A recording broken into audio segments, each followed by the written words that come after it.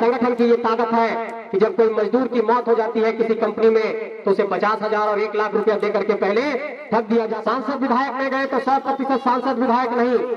आप प्रशासन में गए तो हमारे डीएसपी नहीं है, हमारे वीडियो सीओ बहुत कम है जो थोड़े बहुत आए, क्योंकि 23 साल में 23 बार जेपीएससी का परीक्षा होना चाहिए था, अभी तक सिर्फ 10 बार जेपीएससी का परीक्षा हुआ थे, तो उससे उनके घर का चूल्हा जलता है। आप देखिए हमारे तमाम झारखंड के और क्रांतिकारी साथियों को सब ऐसे ही गांव घर से निकले हैं, खेत खलिहान से निकले हैं और इस झारखंड के आंदोलन को एक तरीके से आग दे रहे हैं और इस झारखंड के आंदोलन को आगे बढ़ा रहे हैं। इसलिए मैं ये कहना चाहता हूँ कि पहला मिथक हम लोगों को ये तोड़ना है कि झारखंड के भीतर अब राजा का बेटा या बेटी बार बार राजा नहीं बनेगा या रानी नहीं बनेगी, अब गांव का बेटा राजा बनेगा, गांव की बेटी रानी बनेगी। इस बात का संकल्प आप सबको लेना होगा। दूसरा मैं ये कहना चाहता हूं, नाम तो नहीं लेना चाहता लेकिन मैं गिना देना चाहता हूं कि झारखंड के राजनीतिक इतिहास में 23 सालों में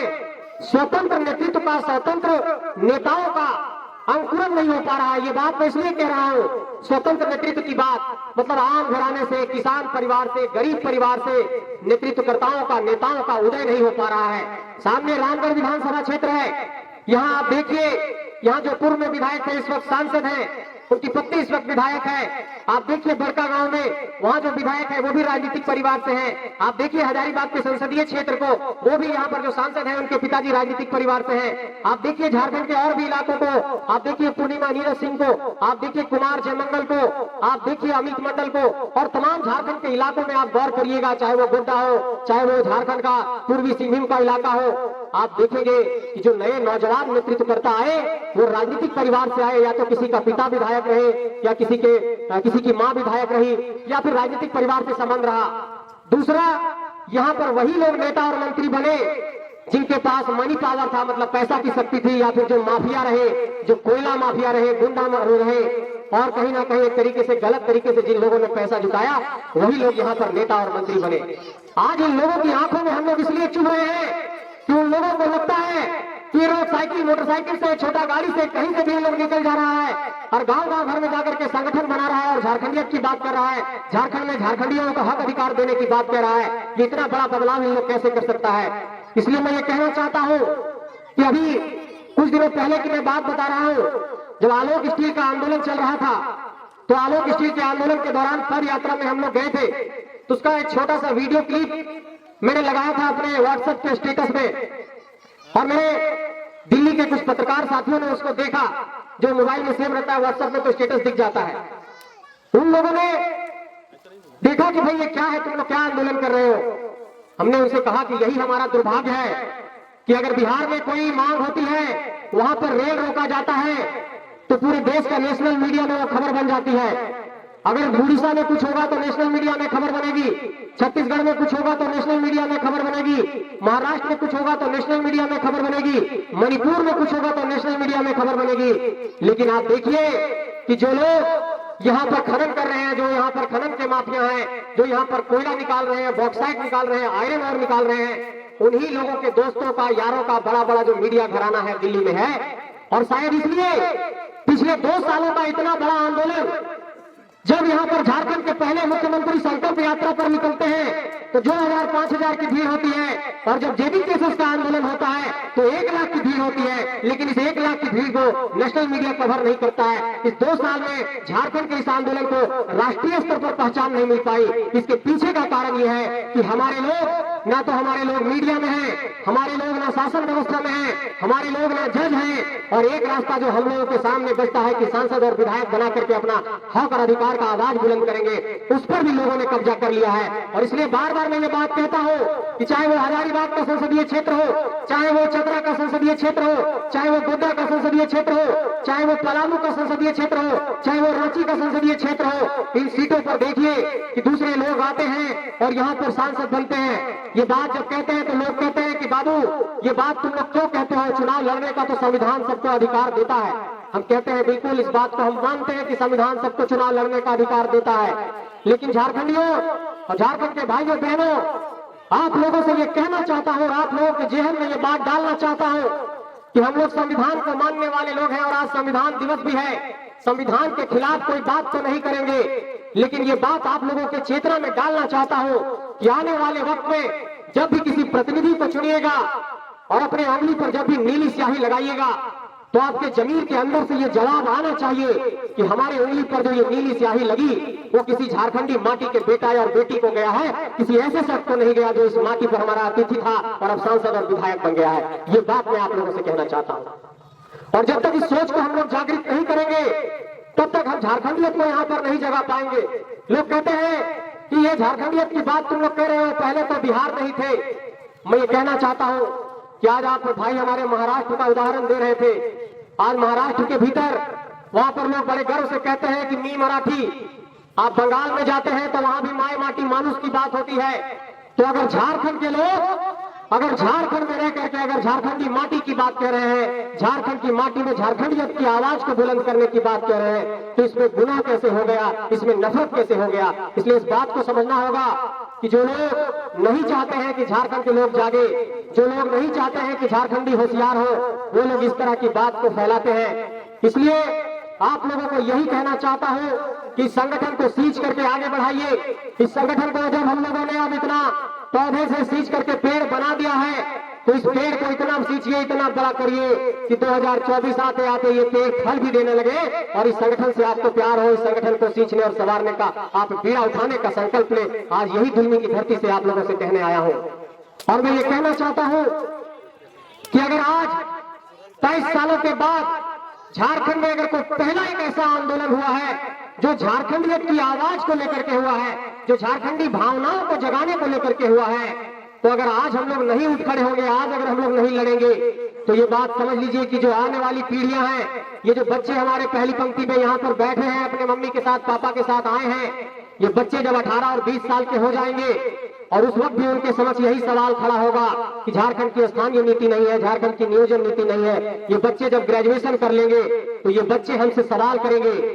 कि जिस वक्त झारखंड का हक अधिकार लूटा जा रहा था, जिस वक्त झारखंड के लोगों को कुचला जा रहा था, झारखंड के लोगों को शोषित किया जा रहा था, तब आपकी भूमिका कहां थी, तब आप कहां थे, तब क्या आप लड़ रहे थे। आज वही बारी है, आज लड़ने की बारी है और इस लड़ाई में सबको भागीदार बनना होगा। ये किसी एक की लड़ाई नहीं है, ये सिर्फ जयराम महतो जी की लड़ाई नहीं है, ये सिर्फ आपकी लड़ाई नहीं है, सिर्फ हमारी लड़ाई नहीं है। ये लड़ाई एक झारखंडी जनमानस की है, ये लड़ाई सभी झारखंडी की है। अब सवाल खड़ा होता है कि हम लोग कैसे लड़ेंगे, कहां जाएंगे, कैसे लड़ेंगे, संगठन में नहीं है, संगठन से कैसे जुड़ना है। मैं ये कहना चाहता हूं कि आप जहां हैं, जैसे योगदान दे सकते हैं, वहीं से ये लड़ाई शुरू हो जाएगी। आप अगर 5 लोगों को इस बात के लिए कन्विंस कर सकते हैं कि नहीं, ये जो नौजवान लोग निकले हैं, ये नौजवान जो बात कह रहे हैं, ये जो झारखंडियत की बात कह रहे हैं, ये बात इनकी जायज है, इस बात पर सहमति होनी चाहिए। अगर 10 लोगों को गांव भर में आप समझा देंगे, यही हमारे लिए बहुत बड़ी हो जाएगी, यही संगठन की सेवा हो जाएगी और ऐसे करके ही ये संगठन आगे बढ़ेगा। इसलिए अपनी बातों को बहुत आगे ना बढ़ाते हुए ये कहना चाहता हूं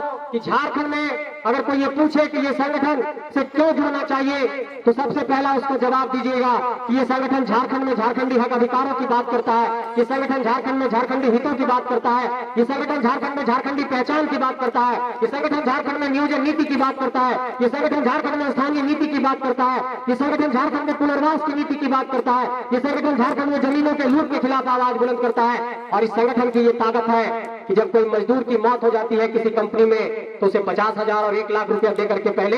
ठग दिया जाता था, लेकिन आज देखिए वेदांता में, आप देखिए यहाँ पर निरसा में 6 दिनों तक एक डेड बॉडी को दरवाजे के सामने रखा गया और कंपनी से कहा गया कि ये मजदूर की जो डेथ हुई है तो कंपनी में हुई है, काम करने के दौरान हुई है और आपको इसका मुआवजा देना होगा। और आप लोगों को याद होगा कि कई ऐसे आंदोलन हुए इस 2 साल के दौरान जब मजदूर के परिवारों को जेबी केसेस के आंदोलन के कारण किसी को 20 लाख, किसी को 18 लाख, किसी को 10 लाख का मुआवजा मिला। किसी की मृत्यु हो जाती है, उसकी भरपाई तो नहीं कर सकते हैं, लेकिन ये कंपनियों पर एक दबाव बना। लेकिन इसके पीछे एक बात और समझने की जरूरत है कि हम लोगों को किस तरीके से बहुत अमानवीयता से, बहुत ही असंवेदनशीलता से मारा जा रहा है। आप देखिए कि झारखंड के कुछ मजदूर अभी टनल में फंसे हुए हैं, 15-20 दिन होने चले, अभी तक नहीं निकल पाए हैं। आपने सुना होगा कि धनबाद में 3 महिलाएं जो जमीन में दफन हो गई थी, जमीन फट गया था, नीचे चली गई थी, उनका देहांत हो गया था। आप देखते हुए कि बड़का गांव में लगातार जो ट्रांसपोर्टिंग का काम होता है वहां पर दुर्घटना होती है। आप देखते होंगे कि इससे पहले यहाँ पर गोला में गोलीकांड हुआ था, इससे पहले बड़का गांव के चिरुडी में गोलीकांड हुआ था। इसका मतलब कि हम लोगों ने जो जमीन दिया है वो जमीन तो अपना दे ही दिया, लेकिन हम लोग जान भी दे रहे हैं। ये एक बहुत बड़ी दिक्कत है कि एक झारखंडी को एक सम्मानजनक मौत भी नहीं नसीब हो पा रही है। हम अपना जमीन देकर के घर से तो बेदखल हुए ही, विस्थापित तो हुए ही, लेकिन हमें एक सम्मानजनक मौत भी नहीं नसीब हो रही है, पानी भी नहीं नसीब हो रहा है। और वो दृश्य देख करके बहुत ही मन पीड़ा से भर गया था जब धनबाद में जो 3 माताएं जमीन के अंदर दफन हुई थी, जब उनके डेड बॉडी को 100 को निकाला गया था तो उनका सर अलग था, धड़ अलग था, पैर अलग था। ये स्थिति है झारखंड के भीतर। इसलिए मैं ये कहना चाहता हूं कि झारखंड के जमीनों के अधिग्रहण में एक बहुत बड़ी त्रुटि हुई है, और वो त्रुटि ये हुई है कि ये विस्थापन के बाद जो पुनर्वास की बात कही जाती है वो सिर्फ झूठ है, सिर्फ छलावा है, और कहीं भी पुनर्वास नहीं मिलता है, उसके बदले में सिर्फ धूल मिलता है। दूसरा कि भारत माला की परियोजना में आप देखिए कि कई लोगों के जमीनों का रसीद नहीं कटा, कई लोगों का गलत मुआवजा तय कर दिया गया, कई लोगों को दौड़ाया जाता है, सीओ सही से रिपोर्ट नहीं बनाते हैं, रजिस्टर 2 में गड़बड़ी हो जाता है और जमीन के दस्तावेज में गड़बड़ी हो जाता है। तो इस तरीके से हम लोगों पर जो 5 बड़े हमले हुए उस पर मैं कहना चाहता हूं कि झारखंड में जितने भी खेल संघ हैं उन खेल संघों में भी हमारे लोग नहीं है। मैं इसलिए बात कर रहा हूं कि झारखंड के लोग खेलने में भी बहुत तेज रहते हैं, चाहे वो फुटबॉल की बात हो, चाहे तीरंदाजी की बात हो, चाहे हॉकी की बात हो। खेल संघ देखे हमारे लोग नहीं। सांसद विधायक में गए तो 100% सांसद विधायक नहीं। आप प्रशासन में गए तो हमारे डीएसपी नहीं है, हमारे बीडीओ सीओ बहुत कम है जो थोड़े बहुत आए, क्योंकि 23 साल में 23 बार जेपीएससी का परीक्षा होना चाहिए था, अभी तक सिर्फ 10 बार जेपीएससी का परीक्षा हुआ, तो अफसर कहां से निकलेंगे। और उसके बाद जो हमारे भाई सूरज जी कह रहे थे कि झारखंड में जो कॉन्ट्रैक्टर हैं, जो ठेकेदार हैं, वो भी झारखंडी नहीं है। इसका मतलब कि आपके सभी चीजों पर कब्जा है। न्यायपालिका में भी हमारे लोग नहीं है, न्याय व्यवस्था में हमारे लोग नहीं है। अगर नेतृत्व की बात करिए तो हमारे लोग नहीं, अगर आप नौकरी में प्राथमिकता की बात करिए तो हमारे लोग नहीं, जमीन लूटने में देखिए तो सिर्फ हमारे लोग की जमीन लूट रही है। और झारखंड के अगर सभी स्थितियों और परिस्थितियों पर गौर करिएगा तो ये नजर आएगा कि झारखंडी बहुत परेशान है। अपने जमीन का एक छोटा सा वो म्यूटेशन भी कराने जा रहा है तो सीओ की कार्यालय में उसको 20,000, 30,000, 50,000 की ठगी हो रही है या फिर उससे पैसा मांगा जा रहा है। इसका मतलब कि आप एक राशन कार्ड में भी नाम जुड़वाना चाह रहे हैं तो उसमें नहीं जुड़ पा रहा है। मैं ये बात इसलिए कह रहा हूं कि झारखंड बहुत बेबसी में है, बहुत पीड़ा में है, बहुत दर्द में है, और यहाँ पर एक छोटा से छोटा काम भी नहीं हो पा रहा है। एक लाल कार्ड, राशन कार्ड बनाने जैसी बुनियादी चीज भी, उतना छोड़िए, ये इतने बेशर्म लोग यहाँ के सिस्टम में बैठे हुए हैं कि जो गरीबों को महीने में राशन मिलता है उस राशन को भी महीने की राशन की कटौती कर देते हैं और गरीबों के घर तक वो राशन नहीं पहुंचने देते। पांडे जी अभी मुझे बता रहे थे कि नेवरा में ऐसी कोई घटना हुई जहां पर गांव के लोगों का राशन कार्ड दिया गया 1 महीने का। जेबी केसेस का आंदोलन हुआ तो वहां पर फिर ट्रैक्टर से राशन पहुंचा, ग्रामीणों को मिला। हम कहते हैं कि ये राशन तो पहुंचाने की उनकी जिम्मेवारी थी, लेकिन जेबी केसेस के आंदोलन से उन ग्रामीणों को राशन मिला। लेकिन सवाल यही खड़ा होता है कि जिस ऊर्जा को हम लोगों को पढ़ने में लगाना था, लिखने में लगाना था, जिस ऊर्जा को हम लोग एक तरीके से बेहतर शिक्षा ग्रहण करने में लगाते हैं, हम लोग भी पढ़ाई ही कर रहे हैं अभी तक, उस ऊर्जा को हम लोगों को गांव-गांव घूम-घूम करके आंदोलन करना पड़ रहा है, अपने लोगों के हक अधिकार के लिए लड़ना पड़ रहा है। इस बात की पीड़ा होती है, लेकिन इस बात से भी सुकून मिलता है कि इस आंदोलन में जब आवाज दिया तो झारखंड के लोगों ने साथ दिया है, झारखंड के लोगों ने प्यार दिया है, झारखंड के लोगों ने दोनों हाथों से इस आंदोलन को स्वीकार किया है और इस आंदोलन को आगे बढ़ाने का संकल्प लिया है। इसलिए आज दिल्ली की धरती में आप लोगों ने इस बड़े सोच का परिचय दिया, और जो लोग इस बैठक में नहीं आ पाए हैं, जहां तक मेरी आवाज जा रही है, और जो लोग भी मेरे इस आवाज को सुन पा रहे हैं, मैं ये कहना चाहता हूं कि एक ही बात पर, एक ही बुनियाद पर आप लोगों को आगे बढ़ना है कि जब ये कहता है कि अगर महाराष्ट्र मराठियों का है, बंगाल बंगालियों का है, पंजाब पंजाबियों का है, तो ये झारखंड झारखंडियों का है और ये झारखंड झारखंडियों का होकर रहेगा। इस बात को हम लोगों को आगे लेकर के बढ़ना है। इन्हीं सब बातों के साथ अपनी बातों को विराम देना चाहता हूं और ये कहना चाहता हूं कि ये झारखंड में ये संपूर्ण क्रांति की लड़ाई है। इसे सिर्फ स्थानीय नीति, नियोजन नीति, नौकरी में प्राथमिकता की लड़ाई, विस्थापन की नीति, खनन की नीति की लड़ाई के तौर पर मत देखिए। ये लड़ाई एक संपूर्ण क्रांति है और ये क्रांति आने वाले वक्त में झारखंड में एक नए पौधे का रोपण करेगा और झारखंड में एक बेहतर परिदृश्य बन करके उभरेगा और झारखंड में नए नेतृत्वकर्ताओं का उदय होगा और ऐसे गांव भर के लोग आकर के नेतृत्व का भार संभालेंगे। ऐसे गांव भर की हमारी दीदी लोग, देवती दीदी जैसी लोग, ऐसे लोग आकर के गांव भर में आकर के के नेतृत्व का भार संभालेंगे। इन्हीं सब बातों के साथ अपनी बातों को विराम देना चाहता हूँ। आप सबको बहुत बहुत आभार, बहुत बहुत धन्यवाद। सबके जमे जमे जोहार, सबके झारखंडी जोहार। तो इन सबके प्रणाम, जितना बड़ा बुजुर्ग है सबके चरण में स्पर्श, सबके प्रणाम, और जितना हमारे छोट बाबू सब है सबके बहुत सारा प्यार, सबके आशीर्वाद।